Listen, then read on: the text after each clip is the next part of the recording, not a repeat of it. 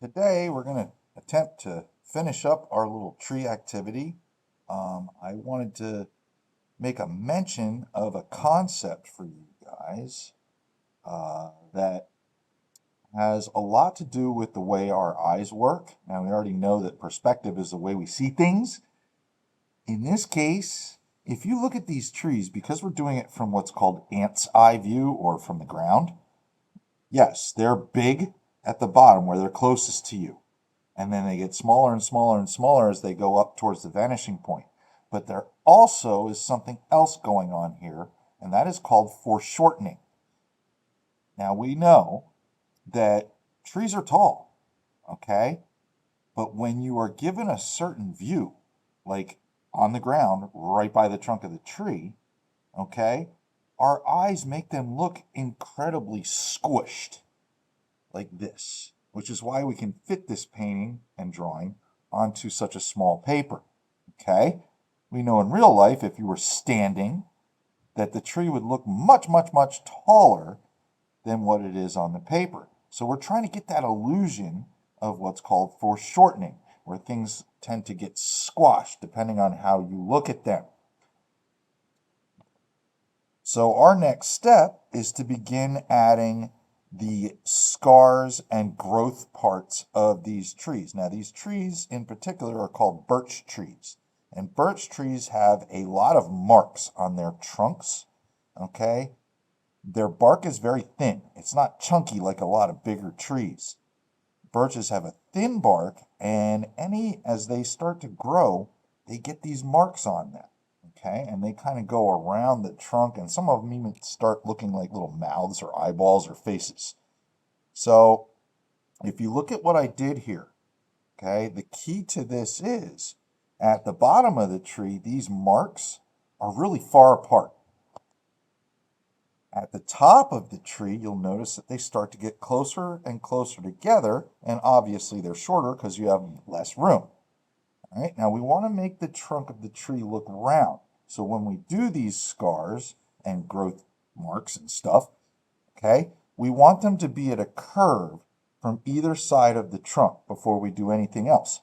So what I'm doing here is I'm just making some lines. Now, I'm pretty sure I made too many. My model of this tree is right here, okay? And you can see that the artist really doesn't have nearly as many as I did. So you don't have to go crazy. I just went a little too much. So I'm going to do the other tree with you via video, and you can kind of see how this is started. So you want to make a curve like that.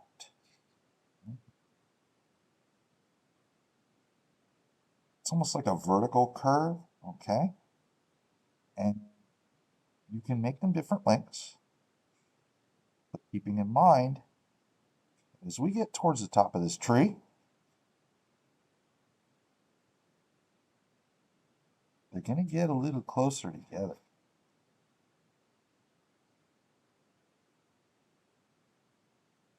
Okay, now we don't want to do straight lines. We want that curve to make the tree look nice and round. And then you can do a few from the other side, and they curve this way.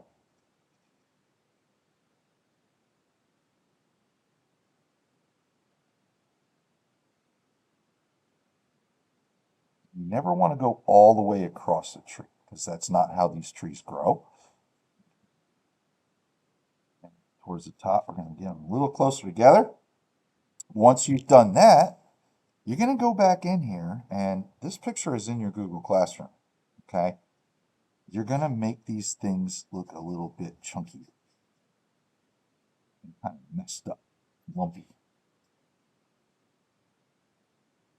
And sometimes, as you get towards the edge of the tree, you can actually do like this thing.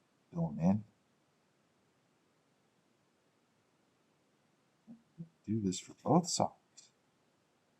Just making parts of them fatter.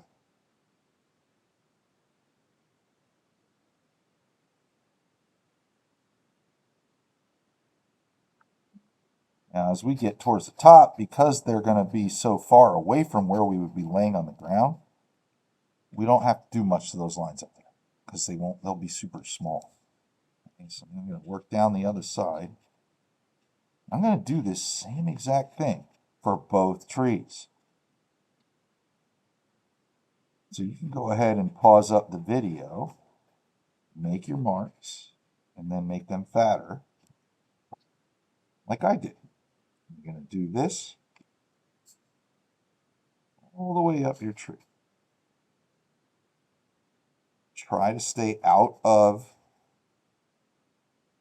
the pastel with your Sharpie because it will kind of dry out the tip of the Sharpie and then it won't work. Okay, but we are going to fatten up both trees.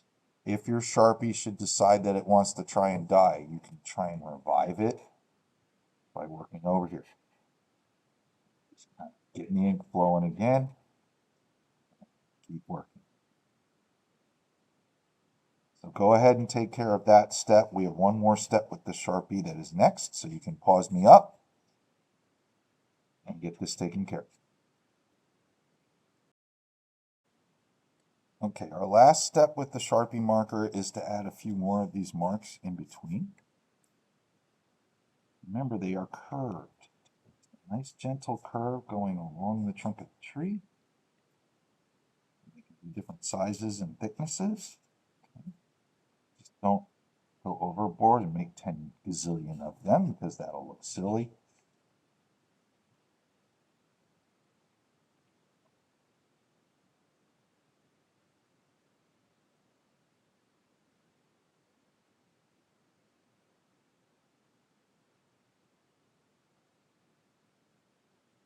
And the trunks of your trees are now finished.